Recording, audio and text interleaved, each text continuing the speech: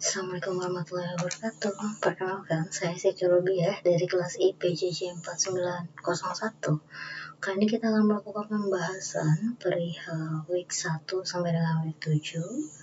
Di sini di week 1 terdapat pengenalan paradigma, pemrograman konsep, tipe data, dan input-output. Di sini dijelaskan perihal model komputer secara simpel, pengenalan dan penggunaannya secara singkat. Kemudian juga dijelaskan tentang perihal paradigma pemrograman, seperti pemrograman itu apa sih? Yaitu proses membangun sebuah program komputer yang dapat dieksekusi oleh komputer untuk tugas tertentu. Dan bisa dikatakan bahwa program komputer berisi kumpulan instruksi untuk memanfaatkan sumber daya pada komputer seperti keyboard, monitor, kamera, printer, hard disk, CPU, GPU, dan lain sebagainya untuk melaksanakan tugas tertentu. Nah, bahasa pemrograman sendiri itu media komunikasi dengan komputer yang terdiri dari leksis atau kosakata serta sintak atau aturan penyusun kata-kata tersebut untuk menjadi sebuah instruksi atau kalimat yang valid. Di sini dijelasin juga nih kalau misalkan belajar pemrograman tidak sama dengan belajar bahasa pemrograman. Kemudian algoritma itu apa sih? Di sini juga dijelaskan tentang penggunaan algoritma itu seperti apa. Ada animasi-animasi yang tersedia bahwa dikatakan algoritma itu adalah untuk urutan instruksi yang jika diikuti akan mencapai suatu tujuan tertentu. Nanti kita akan belajar lebih banyak lagi mengenai algoritma dan cara pembuatannya. Di sini ada beberapa contoh soal yang teman-teman sudah bisa lakukan atau sudah bisa coba sebelumnya. Kemudian di bagian tipe data, nah ini adalah modul week kedua. Modul week kedua ada di sini guys, tipe data.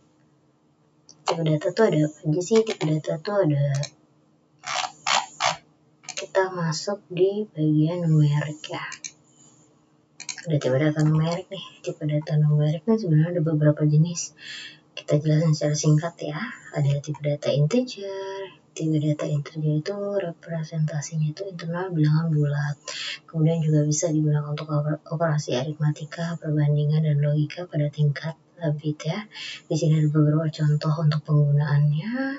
Seperti operator yang digunakan tuh ada plus, minus, modulus, perkalian, pembagian. Kemudian juga ini ada beberapa soal-soal. Nah, kemudian kita masuk ke dalam bagian tipe data real. Tipe data real itu apa sih? Nah, bilangan real dapat menyimpan pecahan.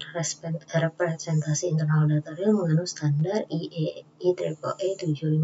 Nah, sebenarnya bilangan real itu bisa dikatakan adalah bilangan desimal. Nah, ini juga bisa digunakan untuk operasi aritmatika seperti tambah, bagi, kurang, kali. Nah, ini adalah beberapa contoh ya. Beberapa contoh soal yang teman-teman sudah coba sebelumnya. Kemudian sekarang ada tipe data karakter. Nah, sebenarnya itu representasi internal itu bilangan bulat yang merupakan nomor urut karakter tersebut dalam suatu tabel atau data karakter yang diakui. Nah, umumnya itu ada dua tabel, yaitu tabel ASCII dan tabel UTF-16 seperti itu. Ini kurang lebih penjelasannya secara singkat. Kemudian ini ada tabel karakternya, simbol karakter, relasi integer dengan simbol karakter. Kemudian di sini juga ada beberapa latihan-latihan soal yang mungkin sebelumnya atau teman-teman bisa lakukan. Nah, kita masuk ke week 3. Week 3 itu ada apa sih? Ini masih dalam proses pengenalan tipe data. Ada tipe data boolean sama string. Nah, tipe data sama string itu apa ya? Coba kita lihat. Tipe data boolean itu sebenarnya hanya mempunyai dua nilai, antara true atau false.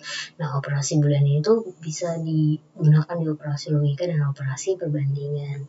Dapat dibaca, ditulis, dan diproses. Nah, ini adalah beberapa operasinya. Ada nilai A dan B sama, ini true. Kemudian ada penjelasannya dengan beserta keterangan yang ada di dalam modulnya. Kemudian ini juga ada beberapa tambahan informasi dan ini adalah beberapa contoh soal.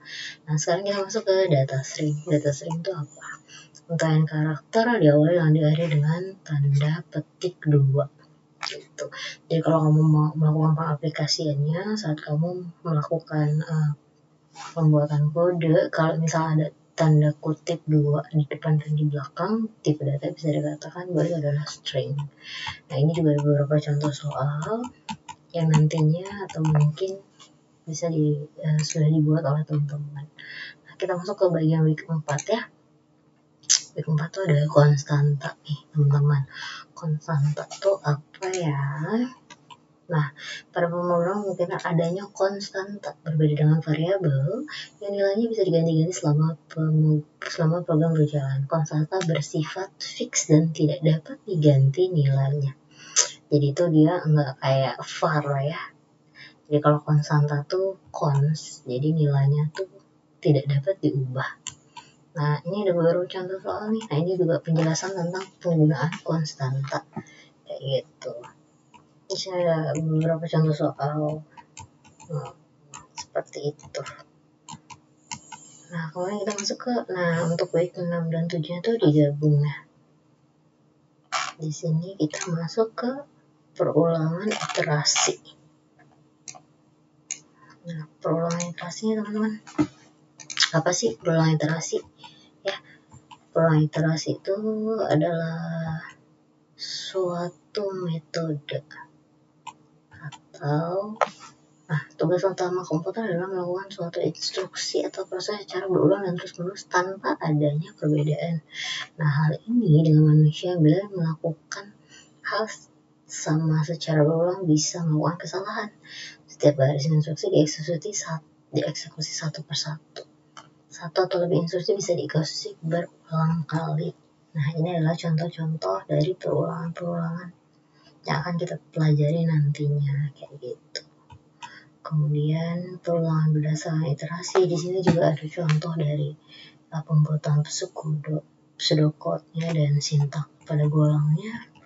Nah, ini adalah prosesnya ya, proses untuk perulangan for dan loop. Kemudian di sini ada beberapa contoh soal beserta penjelasan dan pembuatan pseudocode serta sintaknya.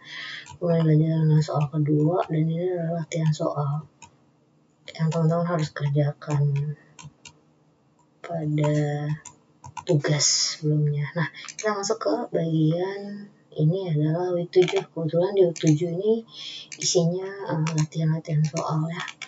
Nah, kemudian saya akan mencoba melanjutkan kepada pertanyaan yang dimana saya tidak dapat pahami.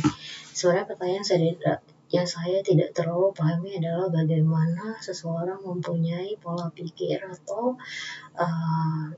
suatu pemikiran yang akan sangat mudah dimengerti perihal pembuatan logika pada suatu sistem.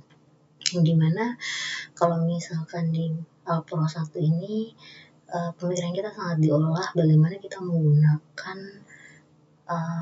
logika kita untuk melakukan tugas-tugas tertentu yang sudah disediakan. Nah, pertanyaan adalah apakah ada cara untuk mempermudah kita mempelajari atau mendalami pemahaman suatu logika dari suatu permasalahan? Seperti itu kurang lebihnya, Pak. Terima kasih dan saya akhiri. Mohon maaf bila ada kekurangan. Wassalamualaikum warahmatullahi wabarakatuh.